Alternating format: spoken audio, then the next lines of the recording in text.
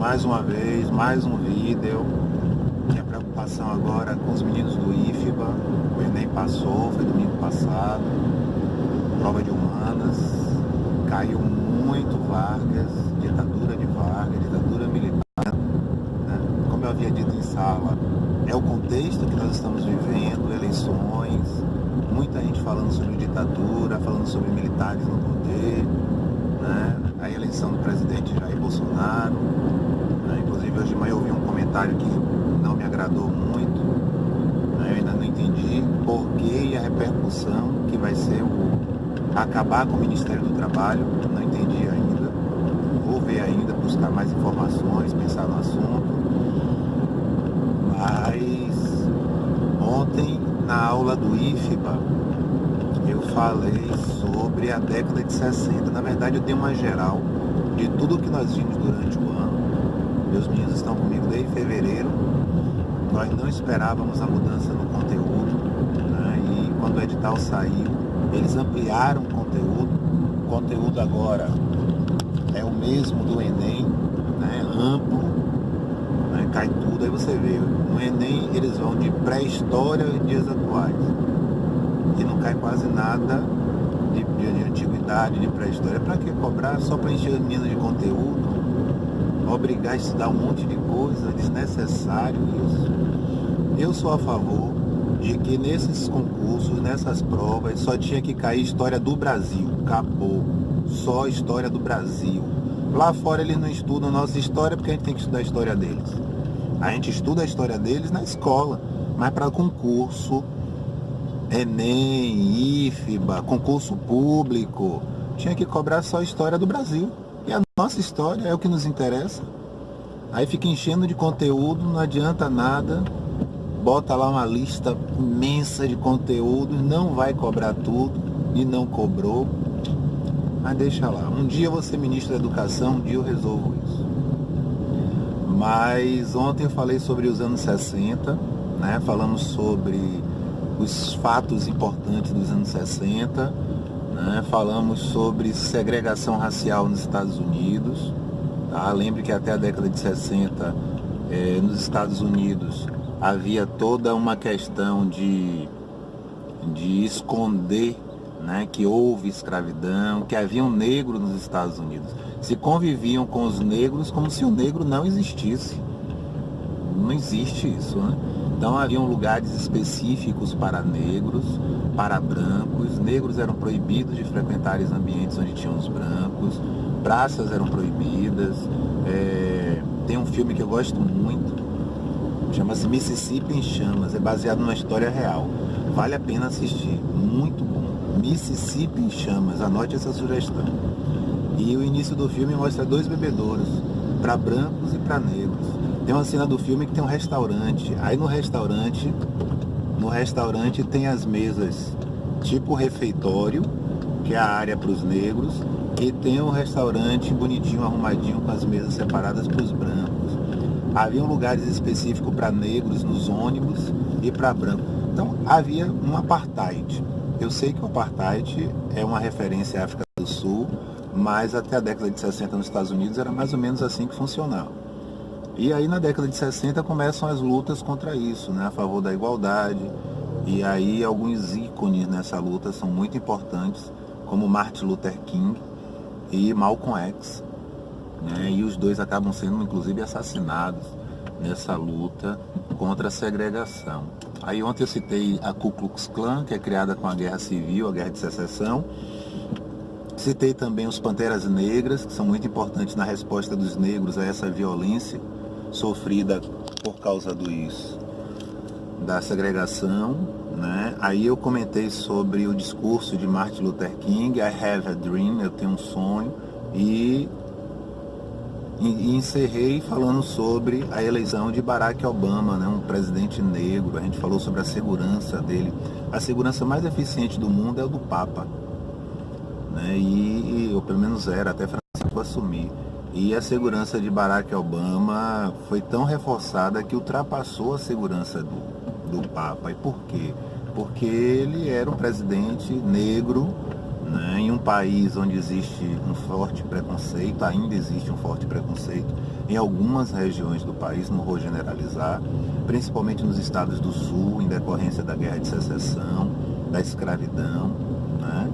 E aí falamos também sobre o movimento feminista, né? Eu mostrei que as mulheres na década de 60, elas também vão buscar seu espaço, elas vão às ruas, elas vão reclamar, né? A ideia da filhinha normalista, professora, né? Isso vai acabar, elas vão arrancar os sutiãs, queimar os sutiãs. Aí uma aluna perguntou, por que o sutiã? Porque o sutiã é o símbolo da repressão. O sutiã é aquele que reprime, comprime. O sutiã coloca as coisas no seu devido lugar.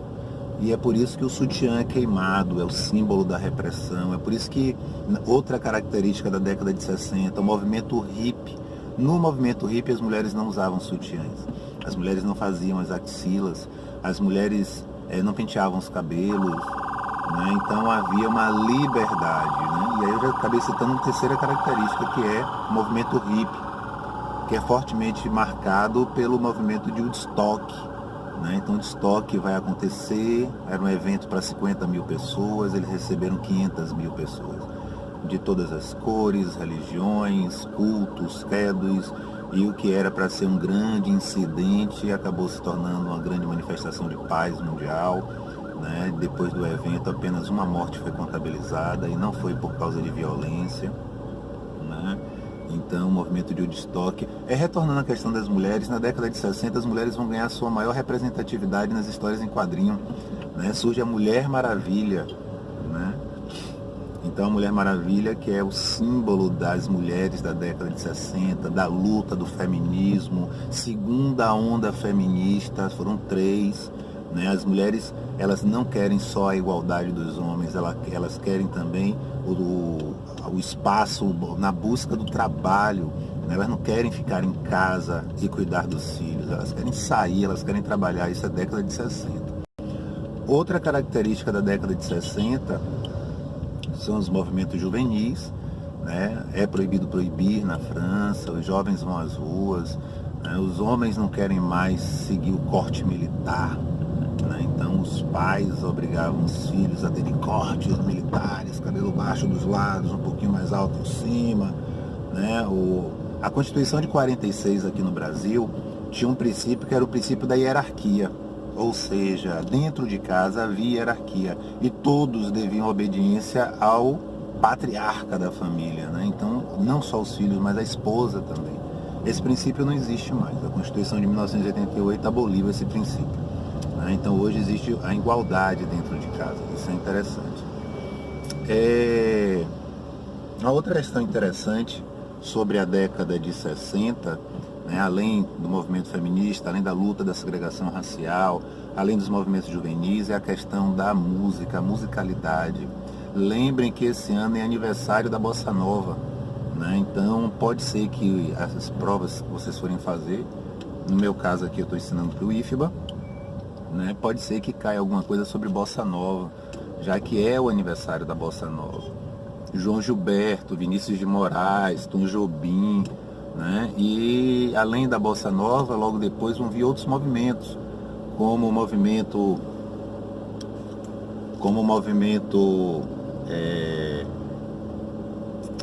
fizeram uma ligação ali, tiraram minha concentração.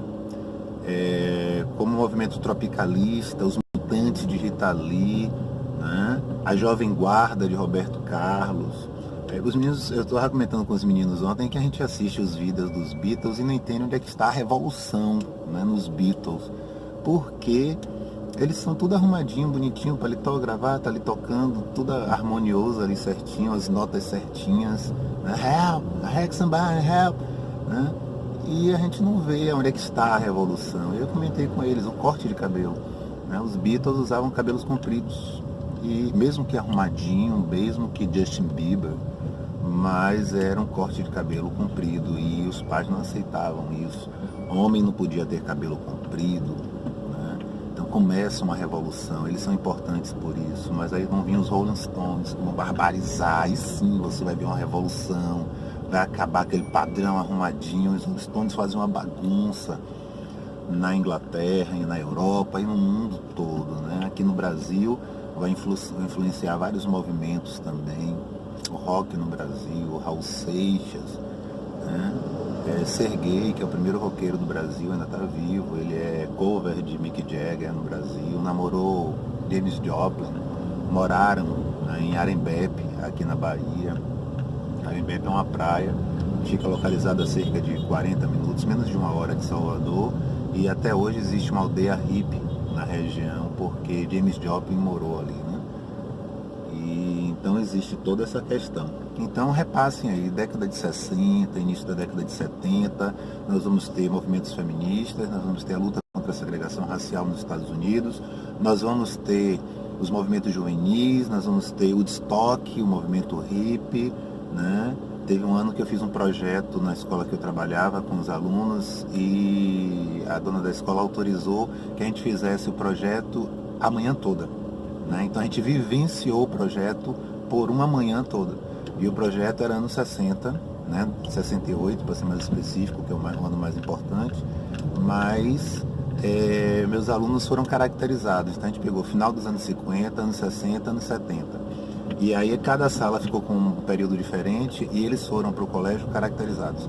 E eles passaram a manhã toda caracterizados.